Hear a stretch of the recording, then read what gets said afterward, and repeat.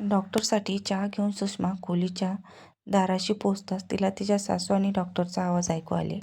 आत होणारे संभाषण ऐकून सुषमाला धक्काच बसला. एवढा मोठा विश्वासघात! सुषमा एक अतिशय सामान्य मुलगी होती. मी तिला कुरूप म्हणणार नाही, पण ती फारशी सुंदरसुद्धा नव्हती. मोठे कपाळ आणि नाकही मोठेच होते, त्यामुळे तिचा चेहरा इतका सुंदर नव्हता. अचानक एके दिवशी एक चांगल्या कुटुंबातून प्रस्ताव आला. सर्वांनाच आश्चर्य वाटले. साखरपुडा आणि लग्न खूप लवकर झाले. लग्नाची मिरवणूक आणि वर पाहून सुषमाचे मित्र, नातेवाईक आणि परिवार हेवा वाटून म्हणाले की सगळं खूप छान आहे. मग काय, मुलगा बेरोजगार आहे ना? सासरच्या घरी पोहोचल्यानंतर सुषमाने तिकडचे वातावरण पाहताच आश्चर्यचकित झाली आणि तिला आपल्या स्वतःच्या नशिबावर विश्वासच बसत नव्हता. तिचा नवराही तिच्यावर वेडा झाला होता. तो सतत तिच्या मागे फिरत असे. तो तिला कधी बाजारात घेऊन जायचा, कधी चित्रपट पाहण्यासाठी. तिची सासू तिला कोणतेही काम करू देत नव्हती. तिला नवीन सून म्हणत होती. तिचा मोठा आणि लहान दीर तिचे खूप लाड करत असे. तिला वाटायचे, हे स्वप्न तर नाही ना? 2 मुलांची आई, तिची मोठी जाऊ नक्कीच थोडी अस्वस्थ होती. पण ती बहुतेक स्वयंपाकघरात आणि तिच्या मुलांमध्ये व्यस्त असायची. कधीकधी तिच्या दोन्ही सुंदर मुली तिला छोटी आई म्हणत तिच्याकडे येत असत. अशा परिस्थितीत एके दिवशी तिची जाऊ ही तिच्या मागे मागे तिच्या खोलीत आली. ती विचित्र नजरेने तिला पाहत म्हणाली, काय ग, दिवसभर खोलीमध्ये तुला घाबरल्यासारखं होत नाही का? माहीत आहे, असं म्हणत तिला काहीतरी सांगायचे होते. पण तिच्या जावेची गोष्ट अर्धवट राहिली, कारण त्याची सासू खोलीत आली. अगदी नाराज होऊन त्या मोठ्या सुनेला म्हणाल्या, हे बघ, तू सुषमाला त्रास देऊ नकोस. ती नवीन नवरी आहे. तिच्या हातावरची मेहंदी अजूनपर्यंत गेली नाही. घरातील काम मी तिच्याकडून 1.25 महिने तरी करून घेणार नाही. ही तुझ्यासारख्या मोठ्या घरची नाही, पण मुलाला आवडली. सुषमाचे हृदय सासूचे बोलणे ऐकून भरून आले. नागपंचमीचा दिवस होता. सुषमा नवऱ्यासोबत मंदिरातून परतताना पाणीपुरी खाल्ली आणि रिमझिम पावसात सरी पाहून आपल्या नवऱ्याला ओढत घेऊन पावसात आली. तेव्हा गाणी गात अर्धवट भिजलेल्या कपड्यामध्ये सुषमाने घरात प्रवेश केला. तेव्हा तिची सासू रागाने म्हणाली, हे काय आहे? पाण्यात भिजल्याने माझ्या मुलाची तब्येत बिघडेल. असं म्हणत त्यांनी औषधाचा डबा आणला. त्यांनी लगेच काय औषधे देण्यास सुरुवात केली. सुषमा गोंधळली. थोडे ओले झाल्याने तिच्या सासूला इतका राग का आला? संध्याकाळपर्यंत तिच्या पतीला पोटदुखी आणि ताप आला होता. तिच्या सासू तिच्यावर खूप रागावल्या होत्या. कुटुंबाची वयस्कर फॅमिली डॉक्टर आले. ती डॉक्टरांसाठी चहा घेऊन आली आणि खोलीच्या दाराशी पोहोचली. आज चाललेले संभाषण ऐकून ती स्तब्ध झाली. डॉक्टर तिच्या सासूबाईंना हळू आवाजात सांगत होते, शेवटच्या टप्प्यात आहे. हे वाईट वर्तन बरोबर नाही. मी तुम्हाला त्याचे लग्न करण्यासाठी नकार दिला होता. हे ऐकताच सुषमाची दृष्टी धूसर होऊन म्हणू लागली. तिला असं वाटलं की ती बेशुद्ध होऊन पडेल. मग अचानक तिची जाऊ आली आणि तिचा आधार दिला. तिने तिला पुढच्या खोलीत ओढले. तिने कुजबुजत सांगितले की तिच्या पतीला कर्करोग आहे. तिच्या पतीच्या मृत्यूपूर्वी कुटुंबाचे सुख आणि पुढे ते वाढवता यावे म्हणून त्याचे जबरदस्तीने लग्न करायला लावण्यात आले होते. सासूने फक्त आपल्या मुलाबद्दल विचार केला होता. पण तिचे काय? तिला तिच्या नवऱ्याचा तिरस्कार वाटू लागला. अशा आनंदाची काय इच्छा होती, ज्यामध्ये दुसऱ्याला फक्त उपभोगाची वस्तू मानले जात असे. तेवढ्यात तिची सासू तिला हाक मारत आली. सुषमा, सुषमा, तुला तुझा नवरा राघव बोलत आहे. जड मनाने खोलीच्या दाराशी येऊन उभी राहिली. अंथरुणावर तिचा नवरा पाण्याविना असलेल्या माशासारखा तडफडत होता. त्याचे ओठ वेदनेने निळे झाले होते. सुषमाने मृत्यू कधीच इतक्या जवळून पाहिला नव्हता. घाबरून तिची पावले थांबली. अचानक तिच्या नवऱ्याचे शरीर वेदनेने थरथर कापू लागले आणि त्याचे डोळे मागे वळले. तिची सासू तिच्याकडे रागाच्या नजरेने पाहत ती कुरली. दुर्दैवी चेटकीण कुठली! तू माझ्या मुलाला घेऊन टाकले. तू माझ्या मुलाला खाऊन टाकले. तिचे लाड करणारे सासरे आणि तिच्यावर प्रेम प्रेमाने सुपारीसारखे वागवणारी सासू एका क्षणात बदलली. तिची सासू तिला सतत दोष देत राहिली. सुषमा दगडाच्या पुतळ्यासारखी झाली. त्यानंतर सुषमाला काही सुचत नव्हते आणि होत्याची नव्हती झाली. अगदी बरोबर 13व्या दिवशी तिला पांढऱ्या साडीत तिचे सर्व दागिने काढून आणि तिच्यासोबत कुटुंबाच्या जुना ड्रायव्हरला पाठवून तिला तिच्या आईवडिलांच्या घरी सोडवण्यात आले. सुषमाच्या आईने दार उघडले. सुषमा तिथंच उभी होती. तिचे डोकं विधवेच्या ओझ्याखाली दबलेले होते. ती अक्षरशः दगड झाली होती. ती दिवसभर एका अंधाऱ्या कोपऱ्यात बसून राहायची. तिच्या सासूचे शब्द तिच्या मनात पुन्हा पुन्हा येत राहिले. दुर्दैवी चेटकीन तिचे संपूर्ण कुटुंब दुःखात होते. मग आणखी एक धक्का बसला. सुषमा आई होणार होती. सुषमाच्या वडिलांनी आपले धैर्य सावरले. तिच्या अवस्थेतही त्यांना तिला नर्सिंगचे शिक्षण घेण्यासाठी ताबडतोब पॅरामेडिकल कॉलेजमध्ये दाखल केले. एका बाहुलीप्रमाणे सुषमा दररोज तिच्या वडिलांच्या आज्ञा पाळत असे. आपली वाकलेली पाठ सरळ करून ते तिला लहान मुलांसारखा हात धरून कॉलेजमध्ये घेऊन जायचे आणि सुट्टीच्या वेळी तिला घेण्यासाठी गेटवर उभे असलेले आढळायचे. सुषमाचा मुलगा मे महिन्याच्या कडक उन्हाळ्यात जन्माला आला होता. सुषमा अनिच्छेने मुलाची काळजी घेत असे. ते म्हणतात की वेळ हा सर्वोत्तम उपचार करणारा असतो. सुषमाच्या जखमा बऱ्या होऊ लागल्या होत्या, पण तिचे मन अस्वस्थ राहिले.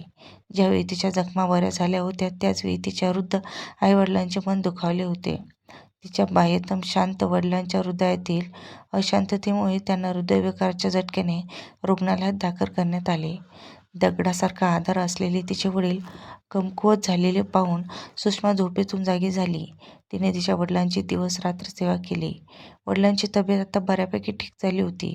त्यांच्या चेहऱ्यावर तेज परत आलेले पाहून सुषमाला खूप हायसे वाटले. रात्री ती त्यांच्या हॉस्पिटलच्या बेडजवळच्या सोफ्यावर बसली. पौर्णिमेची रात्र होती. खिडकीतून येणारा चंद्राचा प्रकाश खोलीत शिरला. मग तिच्या वडिलांनी तिला त्यांच्या शेजारी बसवण्यास भाग पाडले आणि म्हणाले, तुला स्वतःच्या पायावर उभं राहायचं आहे. अगदी खंबीरपणे, समजलं? सुषमाने संकोचून उत्तर दिले, माझे इतकेच दुर्दैवी. तिच्या वडिलांनी तिला अडवले आणि म्हणाले, तू दुर्दैवी नाहीस. तू फक्त एका फसवणुकीचा आणि अपघाताचा बळी आहेस, ज्यामध्ये चूक तुझी नव्हती तर माझी होती. मला अनेकदा पश्चाताप होतो की लग्नापूर्वी मी व्यवस्थित चौकशी करायला हवी होती. पाणवलेल्या डोळ्यांनी त्यांनी आपले म्हणणे पुढे नेले. पण बाळा, माहीत आहे, खरा गुन्हेगार तर फसवणूक करणारा असतो. अजून एक गोष्ट बाळा, मुली, तू तुझ्या मुलाचा बदला घेऊ शकत नाहीस. तुला स्वतःला त्याची काळजी घ्यावी लागेल. थोडा वेळ शांत राहून तिच्या डोळ्यात डोळे टाकत बाबा म्हणाले, दुर्दैवी नाहीस तू. तुझी सासू आहे, जे त्यांनी त्यांचा मुलगा, सून आणि नातू गमावले. एके दिवशी देव त्यांना त्यांच्या चुकाबद्दलचे सत्य दाखवेल. मला देवाच्या न्यायावर पूर्ण विश्वास आहे. वडिलांशी बोलल्यानंतर सुषमा वाटले की जणू तिच्या छातीवरून एक जड ओझे कमी झाले आहे. शिक्षण पूर्ण केल्यानंतर तिच्या शहरातील चांगल्या रुग्णालयात नोकरी लागली. मुलाशी खेळत ती तिचे दुःख विसरू हसू लागली. तिला नेहमीच तिच्या सासरच्या लोकांकडून बातम्या येत असत. तिला तिच्या दिराच्या लग्नाची आणि त्याला झालेल्या मुलीच्या जन्माची बातमी कळली. पण सुषमा सासरच्या लोकांना तिची कधीच आठवण आली नाही. मागे वळून पाहण्याऐवजी सुषमाने स्वतःची आणि तिच्या मुलाची काळजी घेण्यावर लक्ष केंद्रित केले. त्या दिवशी सुषमा हॉस्पिटलला पोहोचली नाही आणि ती ICU समोर जात होती तेव्हा समोर मोठा एक लहान दीर उभे असलेले दिसले. कळलं की सासू आजारी आहे आणि त्या याच हॉस्पिटलमध्ये ॲडमिट आहेत. त्यांना या गोष्टीचे खूप वाईट वाटले होते की सुषमाचा मुलगा सोडून त्यांना इतर दुसरं कोणताही नातू नाही, फक्त नातीच आहेत. आता त्या सुषमाला आणि तिच्या मुलाला आठवण काढत राहतात. एकदा त्यांना त्यांच्या नातवाचा चेहरा पाहायचा आहे, असे दीराने म्हटले. वहिनी, तुम्ही एकदा दादाच्या मुलाला आईजवळ घेऊन जा. असं ऐकलं आहे की तो अगदी दादासारखाच हुबेहूब आहे. तेव्हा मोठे दीर म्हणाले, सुषमा, मी तर म्हणतो की आता तू आमच्यासोबत राहायला ये. मी उद्या सकाळीच तुला घ्यायला येतो. सुषमा काही उत्तर न देता स्वतःची ड्युटी करायला गेली. त्याच्या उद्धटपणाने ती स्तब्ध झाली आणि तिच्या कपाळावरील सुरकुत्या स्पष्टपणे दिसत होत्या की तिच्या मनात विचारांचे वादळ उठले आहे. ती विचार करत होती.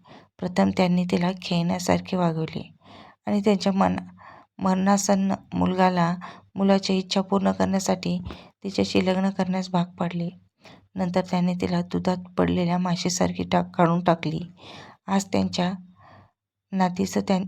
नातींना त्यांच्या नातवापेक्षा कमी वागवतात, कारण त्या मुली आहेत. बरं झालं ती आज अशा कुटुंबाचा भाग नाही. ती आता इतक्या खालच्या दर्जाचा विचार करणाऱ्या कुटुंबाचा भाग नाही. बरे झाले. तिच्या मुलाला अशा लोकांशी संबंध ठेवण्याची आणि त्यांच्यासारख्या बनण्याची परवानगी द्यायची का? अजिबात नाही. ती असे होऊ देणार नाही. तिने मनापासून निर्णय घेतला. घरी जाण्यापूर्वी तिने रजेसाठी अर्ज दिला. त्याच रात्री ती तिच्या मुलासोबत जवळच्या शहरात ट्रेनने गेली आणि तिने तिच्या मुलाला एका बोर्डिंग स्कूलमध्ये दाखल केले. ती बऱ्याच दिवसापासून तिच्या मुलाला या शाळेत दाखल करण्याचा विचार करत होती. तिने 3-4 दिवसांनी ती घरी परतली. दुसऱ्या दिवशी तिला तिचा दीर हॉस्पिटलमध्ये दिसला.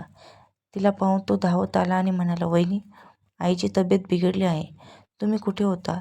तेव्हा ती हेड मेंटनच्या खोलीत तिची ड्युटी जाणून घेण्यासाठी गेली. त्या दिवशी तिची ड्युटी तिच्या सासूच्या खोलीत होती. ती खोलीत गेली आणि तिला औषधे देऊ लागली. तिच्या सासूने तिच्या मुलाबद्दल विचारायला सुरुवात केली. सुषमा नम्रपणे म्हणाली, "देवाने तुमच्या घरी इतक्या मुली पाठवल्या आहेत, जेणेकरून तुम्ही त्यांचा आदर कराल. जोपर्यंत तुम्ही शिकत नाहीत, तोपर्यंत मी माझ्या मुलाचा, तुमच्या एकुलत्या एक नातवाचा चेहरा पाहू देणार नाही." सासूचा चेहरा लाल झाला. लाल आणि रागाच्या डोळ्यांनी तिच्याकडे पाहत त्या म्हणाल्या, "दुर्दैवी, तू फसवणूक करत आहेस. तू माझ्या नातवाला लपवू शकत नाहीत. तुझ्यासारख्या साध्या मुलीला माझ्या घरची सून होण्याचा दर्जा नव्हता." तेव्हा सुषमाने त्यांना थांबवत म्हणाले, "दुर्दैवी मी नाही तर तुम्ही आहात. सर्व काही असताना सुद्धा सर्व काही गमावलं. तुम्ही माझी फसवणूक केली, पण तुम्ही देवाची फसवणूक करू शकलात का? तुम्हाला काय वाटलं की एक सामान्य आणि साध्या मुलीला मन नसतं? तिला काही भावना, काही त्रास नसतात का? आणखी एक गोष्ट बघा, आज तुम्हाला माझ्यासारख्या सामान्य मुलीसमोर इतके नम्र आणि विनवणी करावी लागत आहे." दुसऱ्या दिवशी सकाळी सासूच्या खोलीच्या समोर गर्दी पाहून ती धावत तिथे पोहोचली. तिला कळले की आता त्यांना हृदयविकाराच्या झटक्याने तिच्या सासूचे निधन झाले. जवळच उभ्या असलेल्या हॉस्पिटलच्या वॉर्ड बॉयलाच बोलताना ऐकले. हृदयविकाराची रुग्ण होती ती.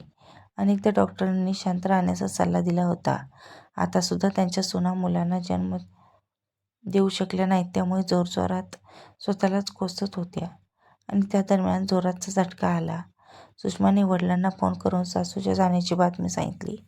तिथेच ऑफिसमध्ये डोक्यावर हात ठेवून विचारांमध्ये हरलेली सुषमा आपल्या मुलाला आपल्या सासूची भेट करून दिली नाही, त्यामुळे काही मोठी चूक केली का, या गोष्टीचा विचार करत होती. तितक्यात मागून वडिलांचा आवाज आला. सुषमा, जरी त्यांच्याकडे वर्चस्व असले तरी ते अजूनही आनंदी नाही. हे त्यांचे नशीब आहे. हीच देवाची इच्छा आणि न्याय आहे. तर मित्रांनो, सुषमाने तिच्या सासूला तिच्या मुलाला भेटू न देणे बरोबर होते की चूक? कृपया तुमचे मत कमेंट बॉक्समध्ये नक्की सांगा. जर तुम्हाला कथा आवडली असेल तर लाईक करा, शेअर करा आणि व्हिडिओला सबस्क्राईब करायला विसरू नका. परत भेटू अशाच नवनवीन कथांसोबत. धन्यवाद.